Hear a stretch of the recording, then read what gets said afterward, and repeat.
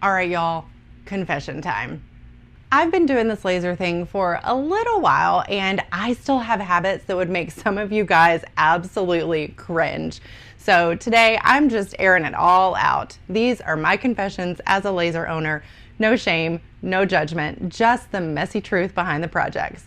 And before we get started, if you are guilty of any of these, drop your own laser confessions in the comments so I don't feel like I'm the only unhinged one out here. All right, starting off strong. I have multiple projects saved on one file and I can't find what I need when I need it.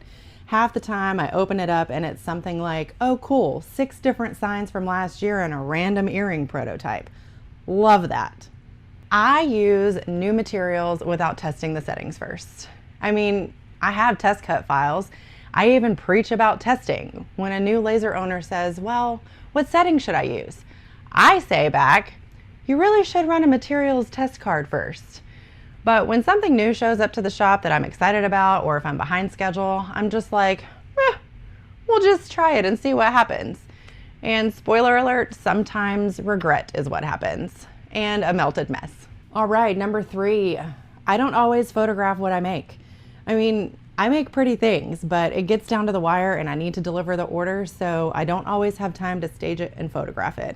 And I always tell myself, I'll just make another one when I'm ready to list it. And then I never do because I don't have time. I don't clean my laser as often as I should.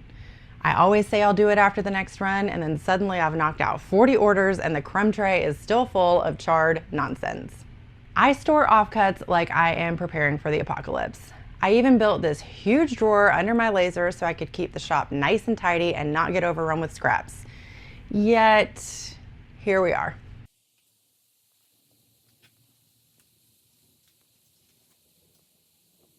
I have completely remade a project from scratch because I couldn't find the original file. It's probably buried inside some other file called Holiday Stuff Final, the real one, along with 5 unrelated designs and an old ornament mock-up. Yeah, not a proud moment. I've sold products I haven't actually figured out the packaging for yet, and then panicked when the order came in. So it looks great, it's live, the listing is active, and then I get the order. Cue me digging through my stash trying to make a bubble mailer work for something that really needs a box. 10 out of 10, do not recommend. Sometimes I test the layout by framing and eyeballing it. No jig, no ruler, just vibes, and sometimes the vibes aren't really vibing. I've reused masking that definitely shouldn't have been reused. Listen, masking can get expensive, and sometimes I peel it off carefully thinking, yeah, this could go one more round. But it can't. It never can. But I try anyway. I have agreed to make something I didn't actually know how to make, and then I just winged it. Yeah. So when someone says, can you make insert product here? My standard answer is, of course I can. How many would you like? Because nothing says professional like learning on the job while pretending you're not. All right, y'all, that's all I've got. Real confessions from someone who absolutely knows better and still does it anyway.